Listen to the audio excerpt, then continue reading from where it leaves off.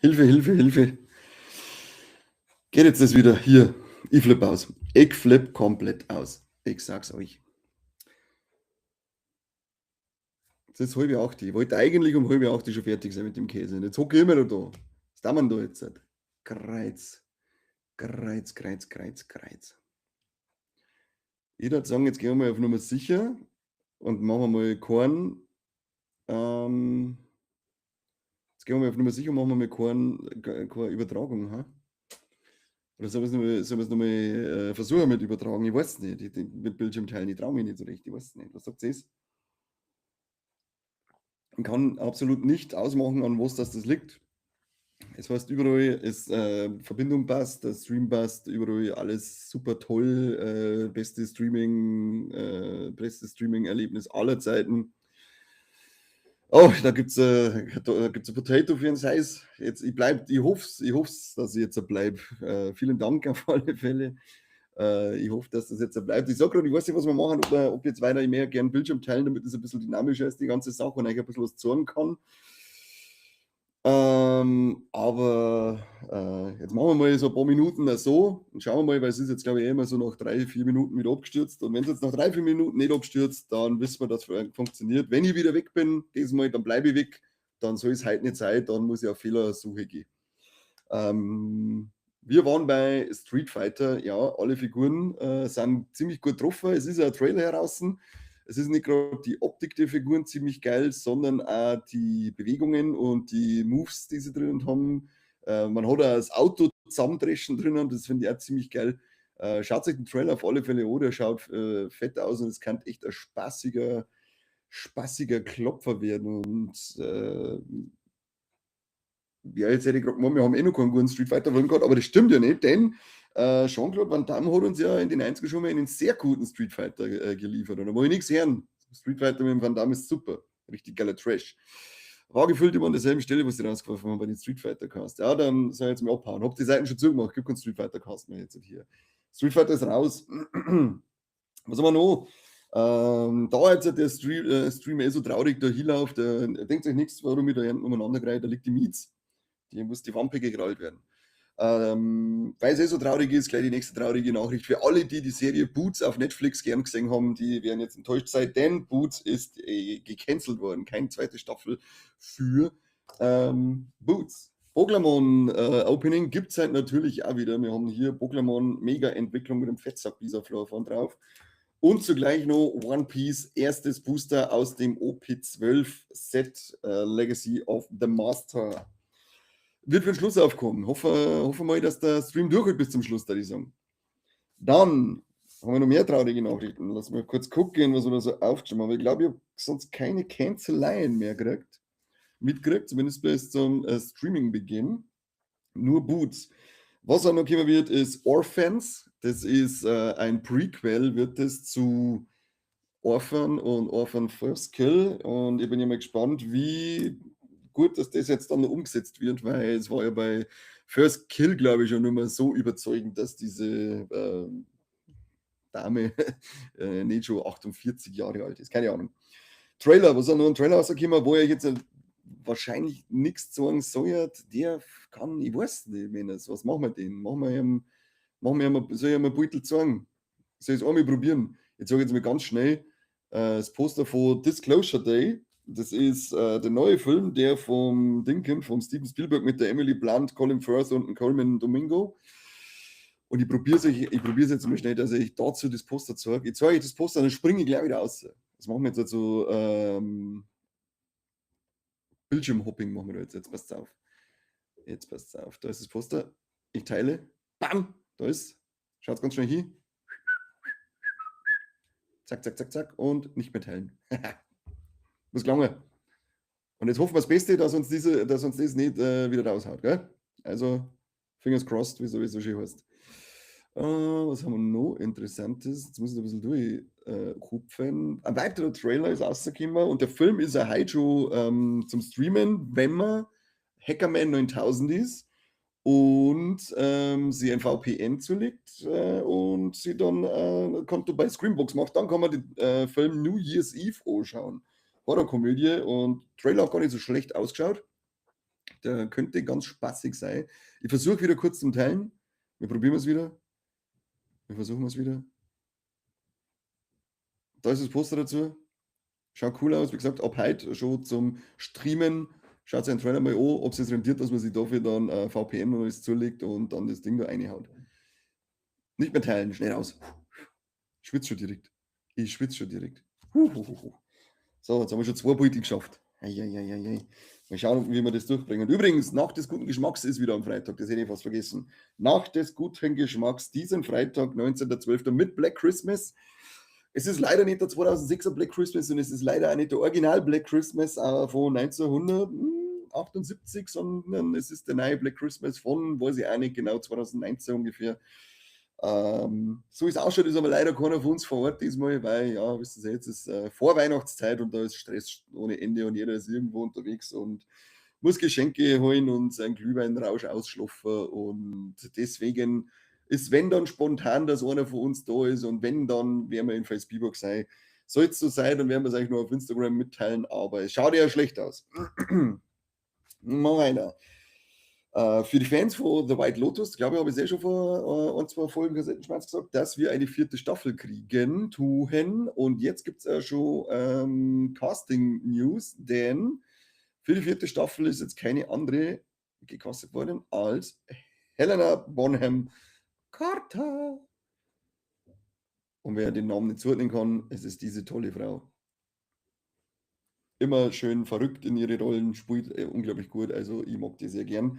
War dann fast der Grund, dass man sagt, man schaut sich jetzt mal The White Lotus an. Und was ich aber so gehört habe, ist ja die Serie allgemein sehr empfehlenswert. Jetzt probiere ich es mal richtig krass mit einfach einen anderen Tab freigeben. Boom. Wen haben wir da? Vision von The Avengers. Denn Paul Bettany hat jetzt bestätigt, dass er in Avengers Secret Wars wieder auftreten wird als Vision. Nicht als White Vision, sondern als Vision. Also bin ich mal gespannt, was uns dann jetzt nächstes Jahr bei Doomsday erwartet. Und finde es cool, wenn man Paul Bettany als Vision wieder sagt. Und dann hoffe ich, dass wir Elizabeth Olsen wieder zurückkriegen als Scarlet Witch und dass die vielleicht ein verdientes Happy End kriegen, die zwei. Weil ein schönes Pärchen gewesen, hätten schon verdient, würde ich sagen. Tät ich sagen. Ich habe euch ja auch wieder letzte oder vorletzte Folge schon erzählt, dass es ja ein Sonic Spin-off geben wird, wo man jetzt noch nicht weiß, zu welcher Figur. Es ist auf alle Fälle schon ein Datum bekannt gegeben worden, nämlich Sonic Event Film heißt jetzt aktuell für den 22.12.2028. Tragt euch in den Kalender ein, gell? Müssen wir ja mal ins Kino gehen. Und zugleich Sonic 4 bestätigt für den 19.03.2027. Und ich sage, ja, immer her damit, weil die Sonic-Filme, die waren immer ganz witzig. Vor kurzem den 3. Teil noch geschaut. Tschüss, Katze. Und der beste ist der erste, finde ich, aber Teil 2 und 3 sind auch ganz witzig und machen Spaß und deswegen immer her damit. Wollte gerade sagen, Elisabeth Olsen brauchen wir auch zurück, ganz genau. Da haben sie recht. Da haben sie recht. Dann gibt es ein Startdatum für den Devil May Cry Anime auf Netflix, nämlich nächstes Jahr, 12.05.2026, gibt es wieder Devil May Cry Anime Action. Da sind wir doch dabei. So, jetzt haben wir hier noch was Tolles, nämlich eine offizielle Bestätigung mittlerweile für einen dritten 28 Years Later. Und Cillian Murphy ist schon, also glaube ich, bevor der erste Teil heraus war, hat er schon geheißen, dass der wiederkommen soll. Und es ist jetzt nochmal bestätigt worden, als die den 3. Teil offiziell gegreenlitet haben, dass sie im Gespräch mit ihm sind, dass er in seine Rolle zurückkehrt aus dem ersten Teil. So. Jetzt kommt hier ein bekanntes Gesicht, das alle kennen, die im Stranger Things Fieber mitstecken, so wie ich. Und sitze auf glühenden Kohlen, weil endlich wissen wir, wie es weitergeht mit Staffel 5. Aber der Jamie Campbell Bauer ist jetzt ein Aufhänger gerade für die News, dass Ringe der Macht Staffel 3 abgedreht ist und er da in einer noch geheimen Rolle auftauchen wird. Also Mysterious Role hat es geheißen. Bin mal gespannt, wie mysteriös das die Rolle am Ende wird, wenn sie es aufdecken. Lola Pettigrew. Pettigrew, das ist doch ein Name von. Ist es nicht der Fetzerkratz von Harry Potter Pettigrew? Peter Pettigrew, irgendwie so, ich weiß nicht mehr. Auf alle Fälle, Lola Pettigrew ist jetzt auch gecastet für die Assassin's Creed Live-Action-Serie, die auf Netflix kommen wird.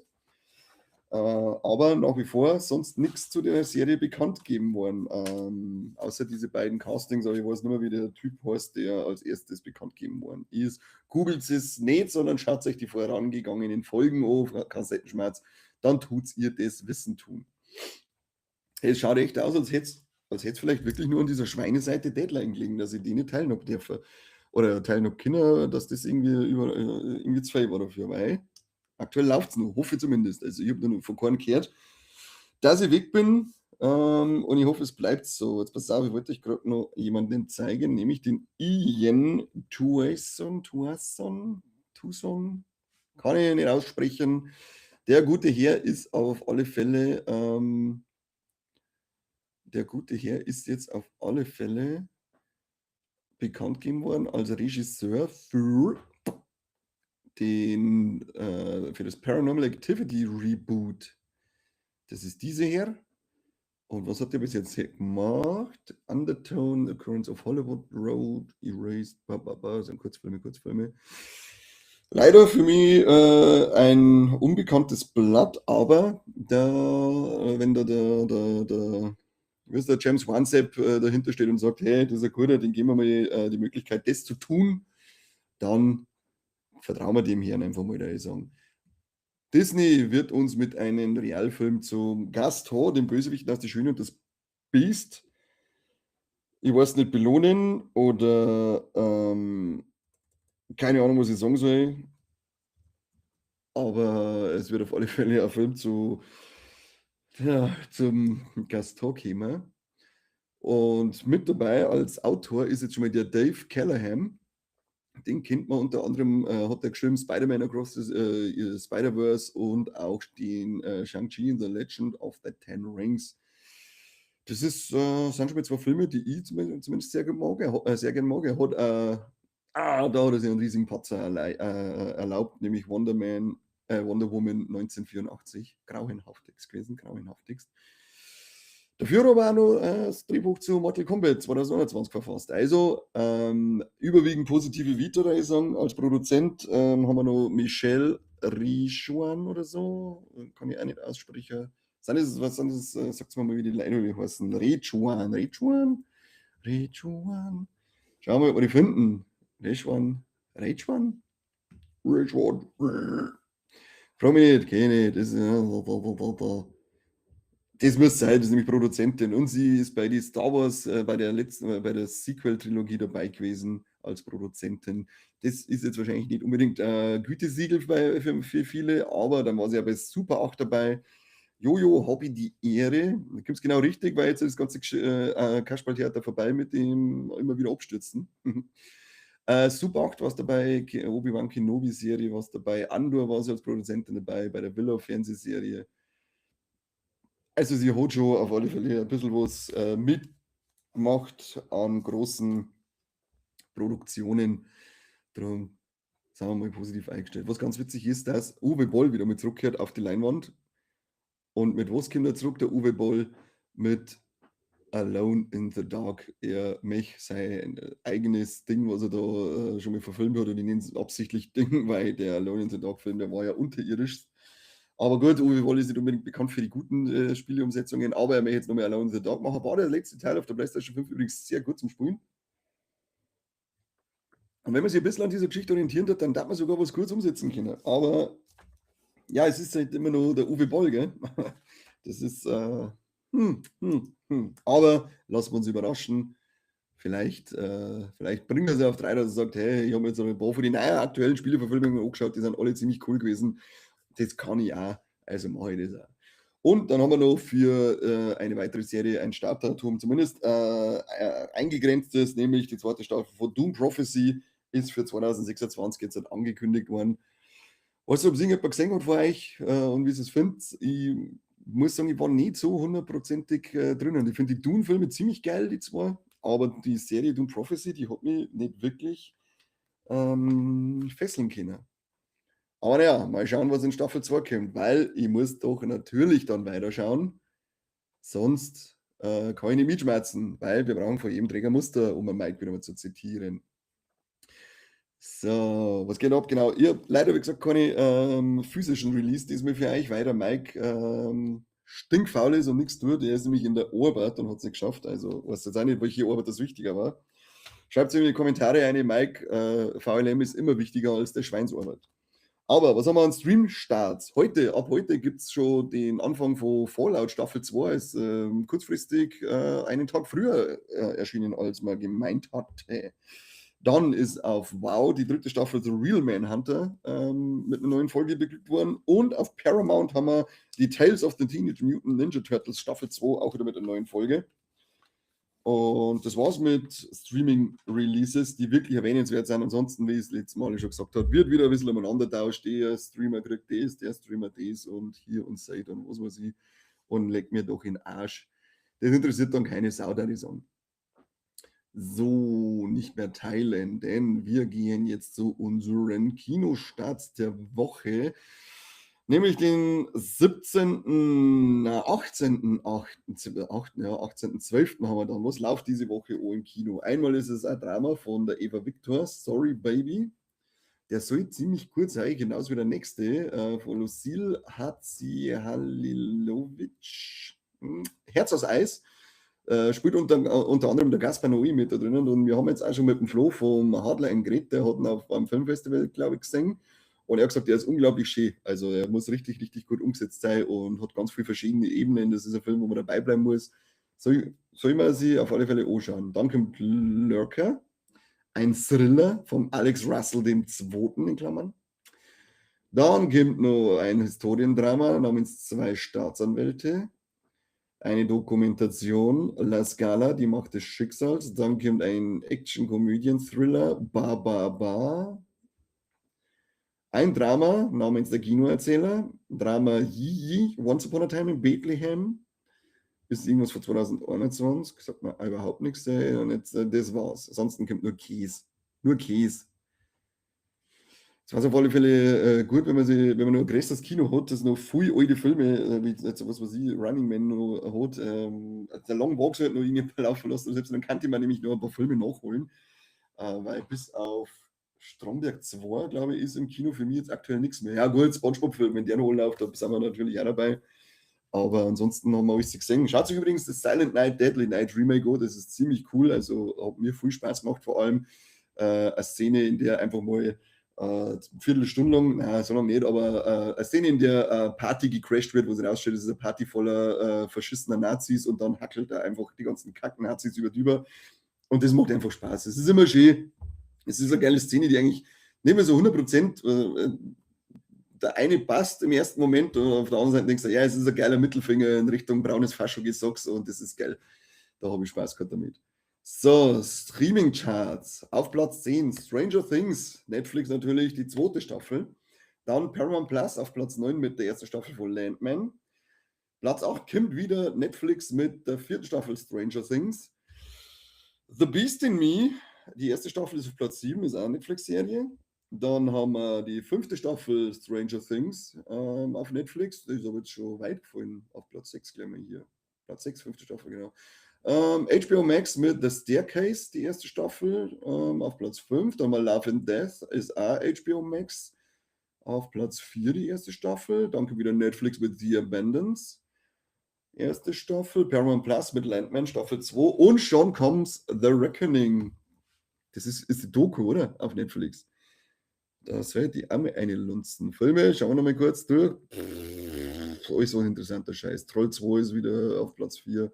Und dieser Oh What Fun auf Prime Video ist auf Platz 3. Aber der soll ja auch nicht so toll sein, was ich bisher gehört habe. Naja, ich werde nicht sehen. Jetzt gehen wir zum Streaming über.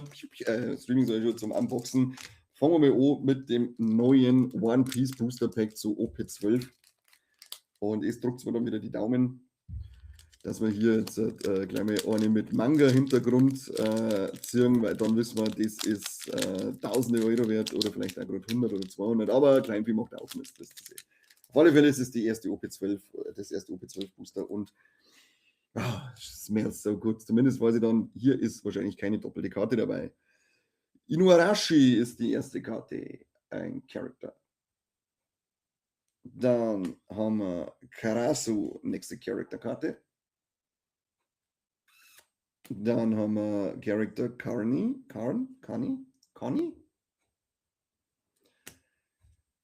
Ja, Michelle, habe ich die Ehre. Du auch hier. Du kommst genau richtig zum Unboxen und dann hören wir auf. Jewelry Bonnie. Kannst du froh sein, dass der Stream so abkackt ist, sonst warten wir nämlich eh schon fertig. Dann darfst du überhaupt nichts mehr mitkriegen von uns. Sehr fix hier. Dann haben wir einen Poker-Charakter. Helmeppo, immer nur der geilste Name, Helmeppo und die geilste Frise. Wenn es mir nicht so ausgeht, hatten meine Flusen am Kopf, dann hätte ich die gleiche, das sage ich. Event, Eisblock, Peace and Pack. Da voll cool, gell? So Feuer und Eis und es ist cool. Buffalo, Character, Pizza essen. Geil, ich meine auch Pizza, die ganze schon Bock auf Pizza, Leute. Trafalgar Law. Mhm. Ein Safe. Ist ein guter. Geilen Board, geilen Schnauzer. Windsmoke Soda, tut jetzt schon geschillert werden. Und dann haben wir noch einen Hack. Schön am Glitzern und Schillern, aber Leute, kein Manga-Hintergrund, somit keine äußerst wertvolle Karte. Und Horst, ich muss weiterarbeiten, weiter für euch streamen, mir weiter mit so einem Scheiß ärgern wie vorhin. Schreibt es mir in den Chat eine, in Zukunft, wenn wir loslegen, dass ich nichts vor Deadline teilen darf, weil sonst stürzen sie das Stream wieder ab. Habe vorher schon versucht, dass ich schon mal hinter das auch gekriegt. Da schon her.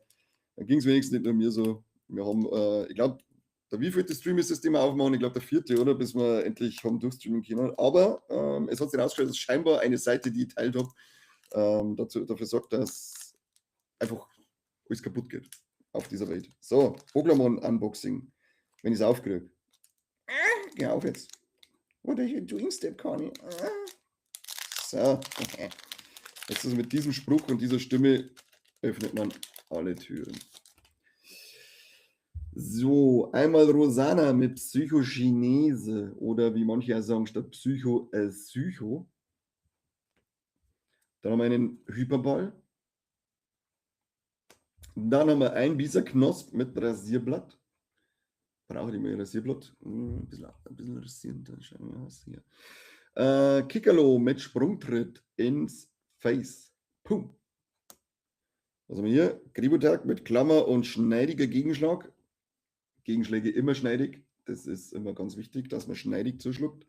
Celebi macht eine Reise durch die Zeit und einen Solarschneider. So, dann haben wir Lillys Entschlossenheit. Das ist super, dass sie so entschlossen ist. Das ist ganz wichtig. Lilly, beste Frau. Jetzt wird hier wieder geschillert, nämlich Hariyama mit Hauruckfänger und ungestümes Hämmern. Und letzteres ist mein Motto im Schlafzimmer. Das mengt Mädels. Groß muss ich jetzt heißen, solange du werkst wie ein Hammerschien heißt. Und Schiller. So, nochmal eine Schillerkarte hier. Intellion mit Ausschalten und Wassertreffer.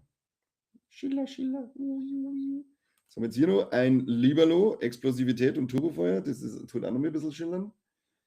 Aha, schillern tun und Basisenergie. Das war's. Hier ist auch nichts ultimativ Wertvolles dabei. Was soll's? Für was habe ich mich da halt die ganze Zeit geärgert mit der Scheiße, wenn ich dann nicht mehr reich werde durch Pokémon-Karten? Mir reicht's. Naja. So, das war jetzt natürlich heute eine ganz tolle Chaos-Sitzung, da ich mal sagen. Danke an die Spender heute wieder. Gibt es wieder dicke Kartoffeln und echt Potatoes. Schreibt eine, was habt ihr jetzt noch so mitgekriegt in die Kommentare, was ist so passiert, was ich vielleicht nicht erwähnt habe. Wie gefallen euch die Street Fighter Designs? Das würde mich interessieren. Wir haben uns das ja leider nicht mehr fertig anschauen können. Sucht euch die Character Poster zum kommenden Street Fighter Film und schaut euch den Trailer an. Ist echt geil. Schreibt es mal in die Kommentare, was ist da vor jetzt. Ich finde es ziemlich cool. Bin gespannt, was man für eine Geschichte erzählt, aber eigentlich ist wichtig, dass einfach nur geil gekämpft wird. Dann heute neue Folge, tatsächlich Liebe. Wir sind in Weihnachtsstimmung, Corby und ich in Weihnachtsstimmung, haben wir diese weihnachtliche Liebeskomödie angeschaut und für euch besprochen. Seit heute für alle zugänglich. Für Steady-Abonnenten schon einen Tag vorher, wisst ihr, oder sogar 2 Tage vorher, weiß ich gar nicht. Auf alle Fälle für Abonnenten immer schon früher zugänglich. Und somit sehen wir uns dann nächste Woche nochmal. Das ist ein Tag vor Weihnachten, glaube ich. Gell? Ja, natürlich machen wir einen Kassettenschmerz am Tag vor Weihnachten. Machen wir noch. Vielleicht organisieren wir noch irgendwas Größeres zum Unboxen. Mal schauen. Vielleicht machen wir da noch so ein bisschen was auspacken zu Weihnachten. Das, müssen wir schon ein bisschen in Stimmung kommen, gell, hier. Und der Mike und ich nehmen heute noch Folge für euch auf. Haben wir in der Sneak gesehen. Und da kommt was Cooles auf euch zu, auf alle Fälle mit diesem Film. Also auf alle Fälle geht es um Hasen und um Staub. Also macht Spaß. Das war ein sehr schöner Film. Gut, dann nochmal eine fette Potato an alle, die zugeschaut haben. Noch größere Potato an alle, die gespendet haben. Und die Riesen-Potato dafür, dass alle, die durchgehalten haben nach den Schweinsabstürze hier. Leck mich Deadline. So sage ich jetzt mal. Leck mich Deadline. Macht es gut, schönen Abend und Küsschen auf die Nüsschen. Tschüss.